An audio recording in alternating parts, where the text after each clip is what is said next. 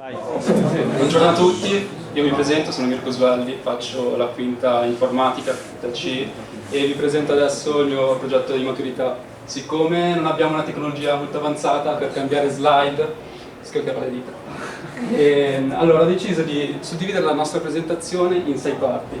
Partiamo dal compasso, il compasso rappresenta la progettazione. Adesso appunto vi illustrerò come verrà progettato un progetto da zero. Dopodiché parleremo della stampa 3D, che è uno strumento che ho utilizzato io per risparmiare sui costi. Inoltre parleremo anche di elettronica, perché oltre ad essere appassionato di informatica, grazie all'opportunità di lavoro che mi è stata concessa, ho parlato appunto di elettronica durante questi anni con più persone. E ci sposteremo poi sulla robotica, altro tema focale di questo progetto, per passare poi alla domotica e infine al software. Quindi adesso passiamo alla progettazione. Qui, come immagine principale, abbiamo un brainstorming, si chiama, ovvero all'inizio dell'anno scorso, c'è anche lì la data, il 9 giugno del 2016, mi sono messo su un pezzo di carta e ho iniziato a scrivere tutte le idee che mi venivano in mente. E queste idee sono nate da dei motivi, come rappresentato nella lampadina. Dalla lampadina ci sposteremo ai costi del mio progetto, alle tempistiche e alla fine alle foto della realizzazione. Quindi spostiamoci all'idea. Ciò che mi ha, ispirato per questo progetto è stato innanzitutto un viaggio, anzi più viaggi, che ho fatto grazie a questa scuola, con l'Erasmus. Magari qualcuno di voi è venuto con me, non saprei ricordare. E sono andato in Polonia e lì ho imparato davvero tante cose, ad esempio la stampante 3D, quindi lo ritengo un motivo essenziale per spiegare questo progetto. E poi un'altra cosa che in pochi sanno è che l'informatica moderna, come conosciamo noi oggi, è nata in ambiente militare. Per quanto brutto sia da dire, è nata in ambito militare. E partiamo dal simbolo radioattivo. Il simbolo radioattivo racchiude von Neumann, penso lo conosciate tutti, è il creatore dell'architettura del laboratorio moderno. E von Neumann ha lavorato per il progetto Manhattan insieme ad Albert Einstein e Enrico Fermi e ha contribuito a creare l'informatica come noi oggi la conosciamo. In mezzo troviamo Alan Turing, spero che voi abbiate visto The Imitation Game, che tutti l'avete visto, non ci sono bisogni di spiegazioni. E infine la ragione più spiccia, questo progetto è stato ispirato ad Iron Man, Tony Stark. Infatti vedremo che c'è un'intelligenza artificiale che gestisce tutto, come Jarvis, e ho voluto fare questa sorta di casa delle bambole, come Tony Stark, per racchiudere tutte le mie creazioni che ho fatto quest'anno. E adesso vi farò vedere il costo del progetto.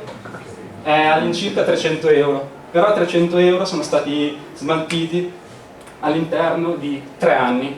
Il progetto è durato un anno, dal 9 giugno scorso, però i robot li ho creati dal 2014 e adesso vi farò vedere appunto come sono arrivato a creare la base militare con le foto. Siamo partiti da il disegno tecnico che si fa nel biennio, come vedete la proiezione ortogonale, dopodiché ho realizzato il modello in 3D sul computer, come potete vedere. Alla fine il risultato non è proprio come quello, però ci si avvicina molto. Sono andato al brico, ho comprato le assi di legno in compensato, e con l'attack, la vernice e tutto, e ho iniziato a montare. Ho messo i cardini delle porte, alla fine questo qui è la base come è venuta. Cambiamo. Ho stampato le mie iniziali con la stampante 3D, le ho dipinte e alla fine questo è stato il risultato. Fino ad arrivare alla base come la vedete cartonizzata qua. Lì, nel punto mancante, ci va un acquario, che a casa appunto è già lì. Qui la base militare non l'ho portata per motivi logistici ovviamente, perché è molto grande, la porterò solo all'esame. E però qui ho portato qualche robot per farvi vedere un'anticipazione. Adesso cambiamo e affrontiamo un punto principale, che è la stampante 3D. Questa qui che vedete è la stampante 3D che ho realizzato io. L'ho realizzata io perché, come sapete, una stampante 3D costa molto. Qui nella scuola il prof Gobbi mi ha detto che l'hanno pagata 900 euro all'incirca, così è arrivato. Una stampante 3D decente costa sui 400 euro. Dopo vedremo quanto ho speso io per realizzarla. E vi spiego più o meno com'è il meccanismo di una stampante 3D. Quindi cambiamo sul martello. Questi qui, per chiunque sia interessato, sono i componenti essenziali. La stampante 3D è fatta su 3 assi cartesiani, x, y, z. Questi 3 assi nella realtà sono rappresentati attraverso dei motori. Motore x, y e 2 per il motore z che ha l'altezza. Ci sarà un'alimentazione, un main power supply, gli end stop sono degli interruttori che staranno a simboleggiare il termine della corsa dei motori dei rispettivi assi, x, y, z. L'extruder motor è quel motore che permette di diciamo, far avanzare il filamento in plastica PLA che verrà pian piano sciolto a una temperatura elevata. Le temperature che si raggiungono con una stampa 3D sono due. Abbiamo il flatbed, quello rosso, che è il pannello dove verrà steso livello per livello il nostro oggetto, che raggiunge la temperatura di 60 gradi per fare in modo che l'oggetto non si stacchi, rimanga incollato per un certo periodo di tempo. E alla fine troviamo l'extruder power resistor, che ha questo oggettino qua, che attraverso l'alimentazione di 12 volt raggiunge una temperatura altissima, 210 gradi, che permette appunto al filamento di sciogliersi ma non bruciare. E questo filamento verrà alla fine raffreddato attraverso una ventola e pian piano il nostro oggetto verrà creato. E passiamo alla parte successiva, i costi. I componenti li ho pagati 150 euro, arrivati dalla Cina, appunto per risparmiare, e il filamento 330 metri da Amazon costa sui 20 euro. Alla fine il filamento, diciamo che mi ha permesso di affrontare molto bene i costi del progetto. La stampante 3D mi è arrivata come idea perché volevo comprare dei componenti un po' costosi e allora, diciamo, veniva un prezzo sui 350 euro per la realizzazione di un robot che vedrete qua. Con la stampante 3D abbiamo usato forse un decimo di 330 metri di filo, quindi un costo molto basso. Passiamo alla fase successiva, in quanto l'ho costruita. L'ho costruita in 5 giorni, però 5 giorni dalla mattina alla sera. E dopo questi 5 giorni non è che era tutto perfetto, mi si è rotto un pezzo, ho dovuto aggiustarlo con Arduino e via dicendo, quindi non sono cose molto facili da gestire e questo è un aspetto molto importante da tenere conto in un progetto, ci sono sempre problemi dietro l'angolo. Passiamo alla slide successiva, che è l'elettronica. Penso che in molti conosciate Raspberry Arduino. Voi siete di terza, quindi ve lo spiego un attimino meglio. Raspberry è una board costruita in Inghilterra e utilizza un microprocessore, ovvero proprio come un computer, ha una memoria RAM, uno spazio per memorizzare i file e via dicendo, e utilizza il sistema operativo prettamente Debian Linux.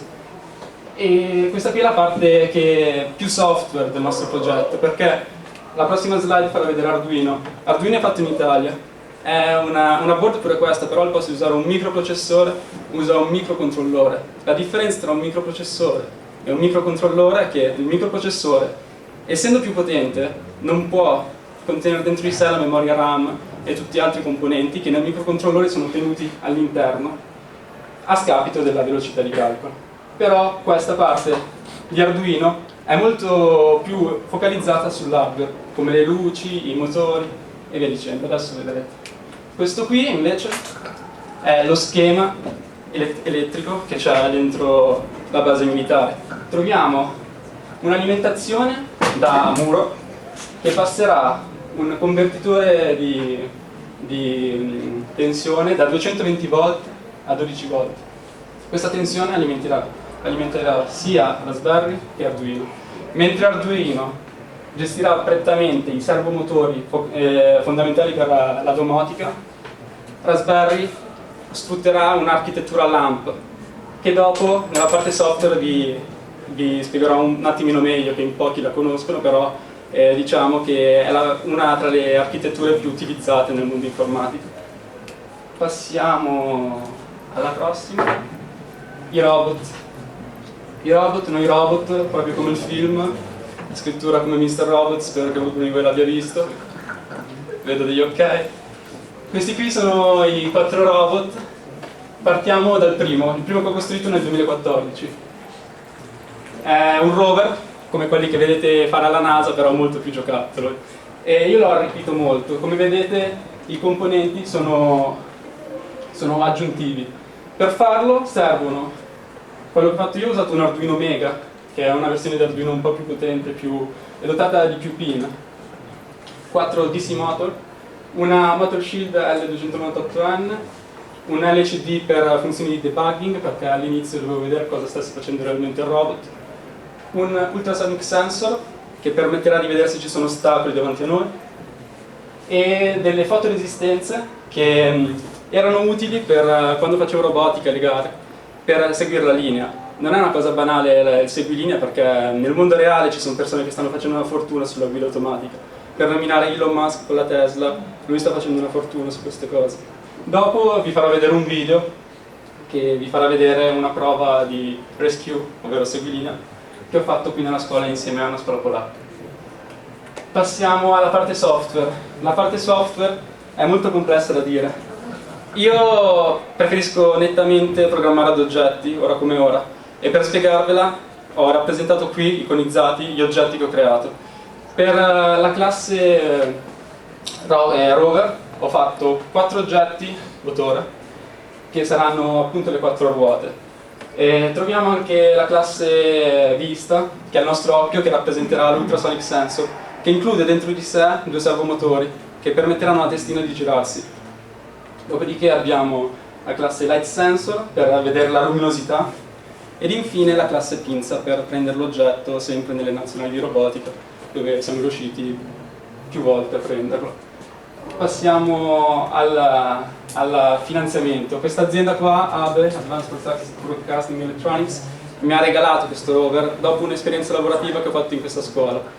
Voi siete obbligati a lavorare, io l'ho fatta volontariamente questa esperienza, ed è servita molto perché ho imparato a saldare, cosa che non fate in questa scuola, che è molto importante. Il costo si aggira sugli 80 euro per chi fosse interessato. Allora adesso passiamo in quanto l'ho costruito. L'ho costruito in circa 2 settimane, la versione base, dopodiché l'ho sempre migliorato via dicendo. Ad esempio con l'LCD, con Arduino Mega, prima c'era un Arduino 1, ho aggiunto la pinza, fino praticamente ad oggi. Passiamo al prossimo robot, che è un drone. Il drone, ho sempre avuto questa idea di andare verso l'alto, verso l'aria. Mi è stato utile per la realizzazione di questo drone un corso che ho fatto a Sesto, grazie al professor Sgobbi, dove mi hanno insegnato il funzionamento di un drone. Penso che voi abbiate fatto il corso di droni per l'alternanza, o no? Forse sono solo le 4 allora. Allora vi spiegherò anche un po' il funzionamento. Praticamente è un quadricottero, perché esistono anche droni con più eliche, esacotteri, ottacotteri e via dicendo. E il principio della fisica che fa volare il drone è la terza legge della dinamica, ovvero le forze contrarie che permettono di equilibrare la volata. Ci saranno 2 motori che girano in senso orario, contrapposti, e gli altri 2 in senso antiorario. Passiamo a come è fatto un drone, visto che non avete fatto il corso.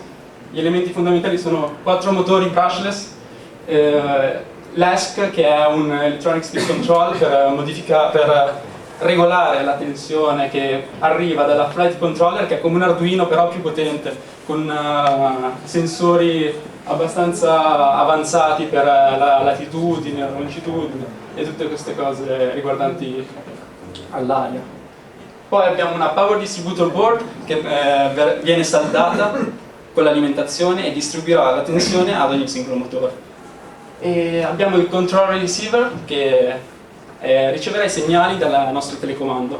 E qui il software purtroppo non l'ho fatto io, infatti non vedrete una schermata software perché è molto pericoloso. Ad esempio sono andato al Politecnico di Genova e c'era uno studente che aveva perso un dito per fare il software del drone, quindi io mi sono astenuto e ho preso un online open source che può essere MultiWii o MediaPirate, se smonettate un po' vedete.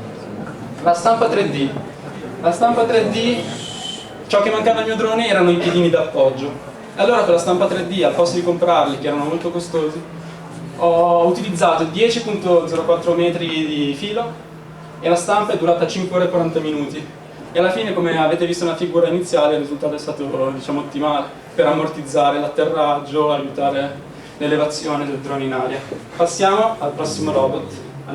Qui è il kit del quadricottero, il mio è un X230, 230 sono i millimetri, quindi è molto piccolo rispetto a quelli che vedete diciamo ai fotografi o roba del genere. Il kit costa minimo 200 euro, altrimenti le cose che trovate ad esempio a Mediaworld di 89 euro dureranno 1 o 2 mesi, poi si spaccano. 200 euro è il prezzo minimo per fare un buon drone.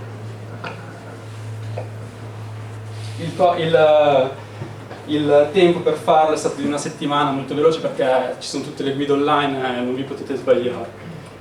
Il prossimo robot, diciamo che è il mio preferito, adesso ve lo farò anche vedere che ce l'ho qua, è un ragno, anzi quadrupede, stampato interamente in 3D. Questo progetto l'avevo visto in un'università polacca, fatto in metallo. Informandomi sui componenti mi hanno detto che costavano sui 350 euro. Allora ho detto, compriamo la stampante 3D 150 euro e risparmiamo sul ragno. E qui ho preso un progetto online fatto da un ingegnere thailandese, tanto per cambiare, per prendere le parti. Le ho modificate secondo le mie esigenze e è arrivato il risultato finale. Come vedete c'è un Arduino 1 potenziato con una sensor shield per i servomotori.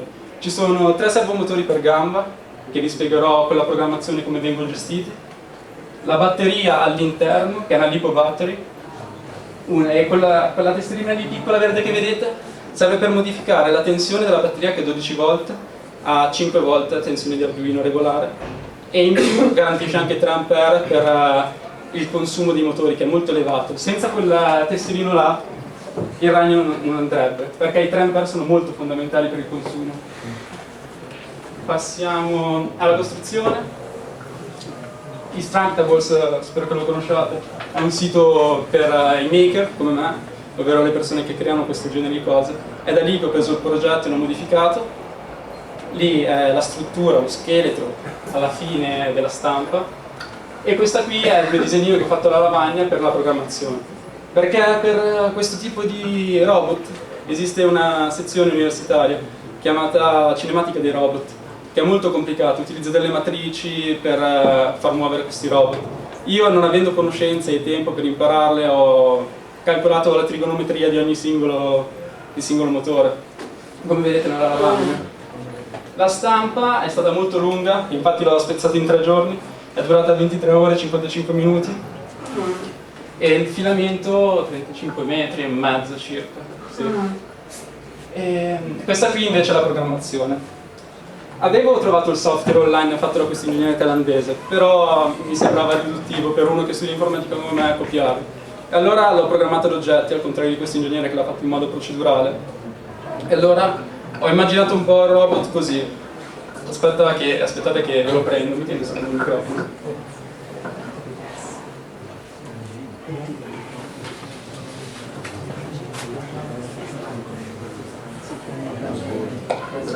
L'ho pensato così: per ogni gamba ci sono 3 motori, e qui li vedete chiamati alfa, beta e gamma.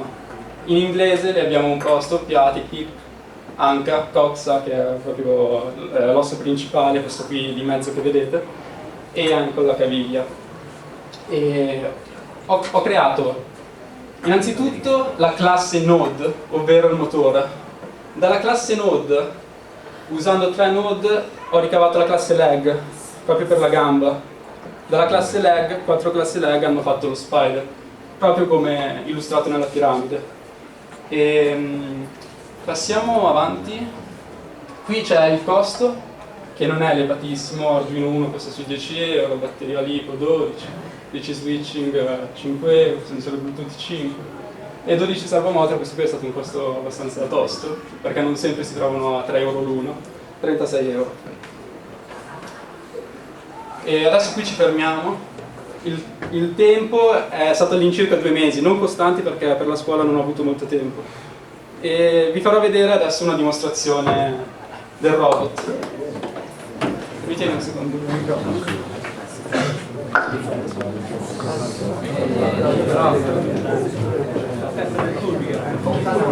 Turbie, basta la testa. Questa qui è l'applicazione che gestisce il robot ragno, che dopo vi farò vedere, sviluppata in Java con Android. Vi farò vedere il movimento per andare avanti adesso. Molto lento, però elementare anche, però efficace secondo me. In questo modo andiamo avanti comandando, ci sono anche i movimenti destra e sinistra, indietro, e visto dall'alto vedete più o meno l'algoritmo come è fatto. Prima fila di gambe va avanti, seconda fila di gambe va avanti e spingono tutte assieme. Questo qui è il movimento principale.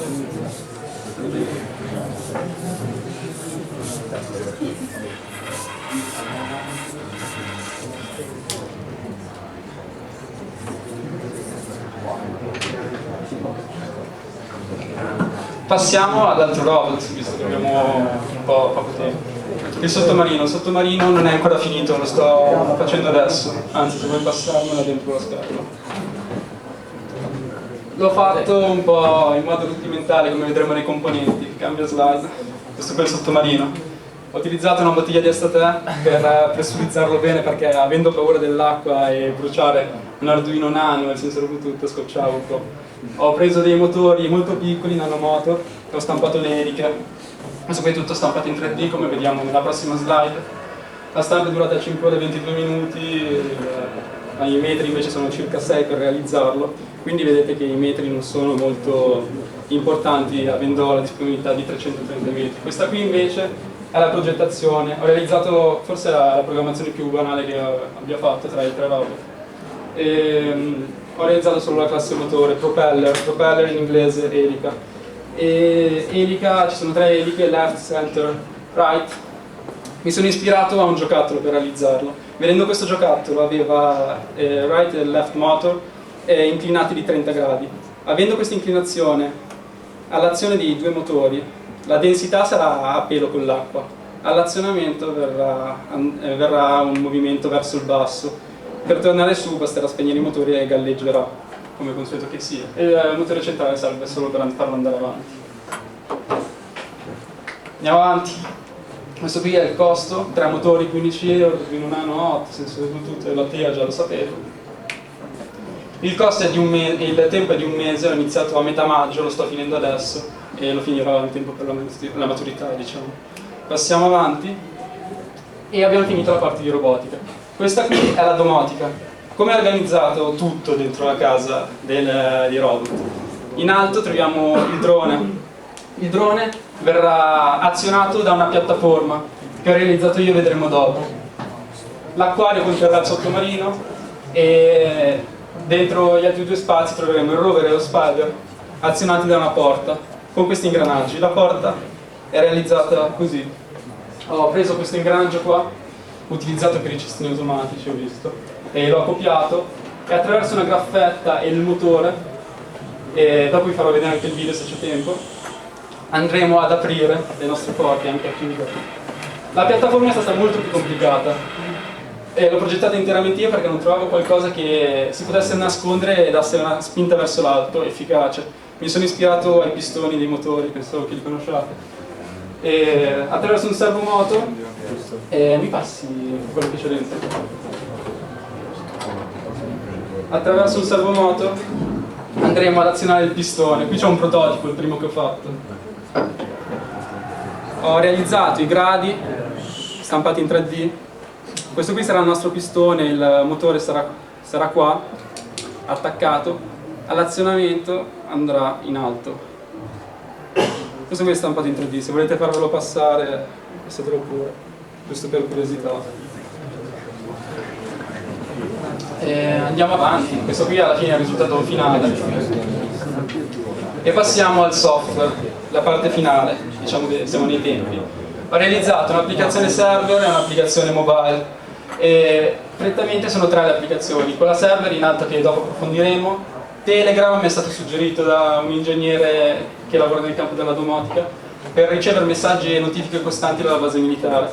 E Telegram l'ho diciamo, utilizzato attraverso un'intelligenza artificiale, diciamo che è un po' grossolano dire intelligenza artificiale, un assistente digitale, creato da me come Jarvis, io l'ho chiamato Wesley, e adesso lo vedrete. E alla fine l'applicazione Android che vi ho fatto vedere qui in breve, che gestirà in modalità Bluetooth i movimenti dei robot.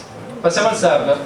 LAMP, ve lo ricordate, è un'architettura fondamentale dell'informatica, è un acronimo che sta per Linux, Apache, MySQL, PHP. Linux è, diciamo, il sistema operativo più usato al mondo, Wall Street gira interamente su Linux, e Raspberry utilizza Debian, una versione di Linux, quindi è stato molto utile questa architettura. Apache è un web server, ovvero un'applicazione che permette di gestire le richieste dei client che fanno richiesta. Su Apache ho scritto la mia applicazione che fa uso di MySQL. MySQL è un database e aiuterà la mia applicazione a salvare e immagazzinare tutti i messaggi che vengono da Telegram, come vedrete dopo. PHP invece è il linguaggio server, scripting server, che ho utilizzato per gestire il tutto. L'applicazione finale è questa qua.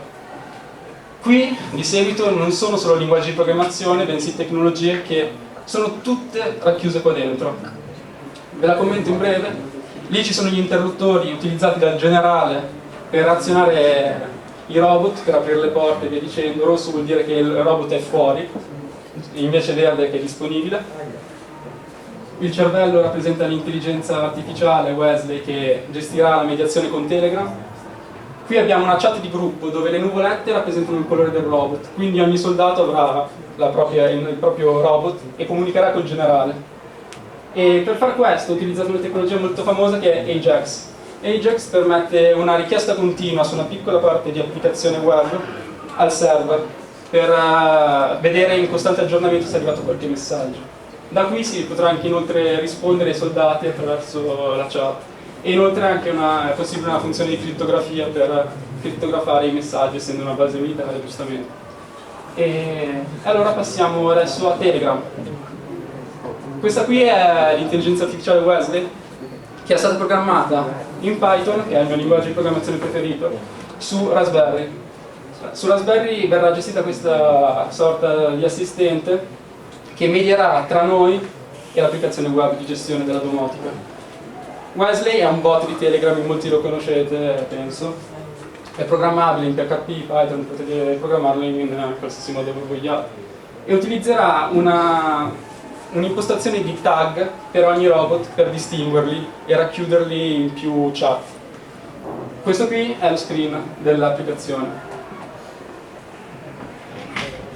Qui vediamo il soldato che sceglierà quale robot utilizzare e potrà comunicare tranquillamente con la base militare. La base militare risponderà in due modi: o attraverso una risposta, diciamo, già fatta, automatica, elaborata da Wesley, come questa qui che vedete, il ragno è stato aperto, bla bla bla, oppure potrà essere il generale stesso, una persona al computer, a dare degli incarichi ai robot, proprio come se fosse una simulazione militare. Passiamo avanti, alla fine, l'applicazione Android. L'applicazione Android vi ho già detto che è stata programmata in Java, con Android Studio, e ci sono prettamente due activity. L'activity principale che permette di selezionare il robot, ed infine la classe joystick che permette col dito, vi faccio vedere, di muovere il robot, così. E arriva automaticamente l'impulso ad Arduino tramite Bluetooth, col sensore che abbiamo qua, e verrà interpretato per fare i comandi da noi scelti. E questo è tutto, alla fine della presentazione. Adesso se avete delle domande io sono qui a vostra disposizione.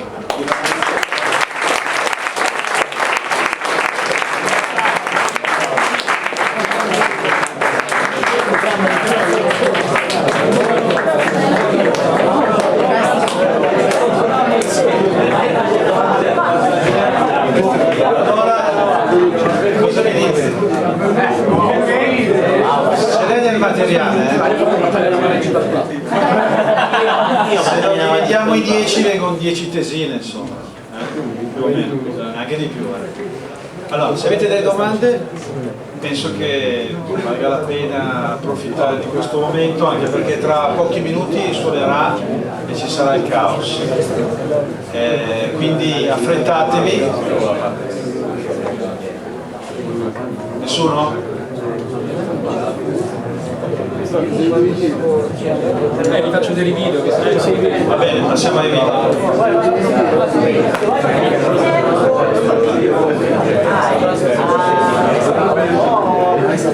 Il video. Andiamo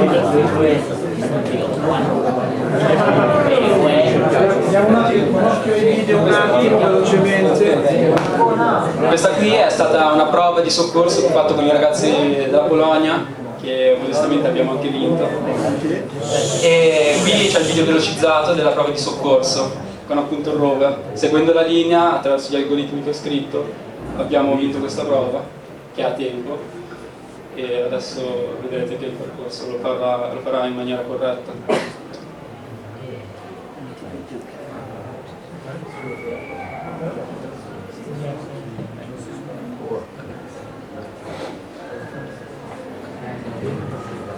Passiamo, vabbè, all'applicazione che avete già visto.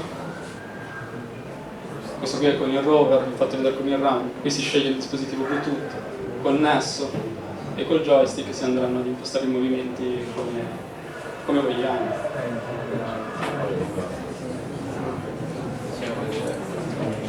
Infine qui abbiamo la porta, l'ingranaggio che permette alla porta di aprirsi e chiudere. Qui in fase di testing l'apertura è un po', diciamo, brutta, però ci stiamo lavorando. Ed infine qui per farvi capire che non è un progetto pensato all'ultimo come in molti fanno. Già qui a giugno c'erano i robot praticamente fatti, la base non esisteva ancora. E questo è tutto per quello che avevo da dirvi.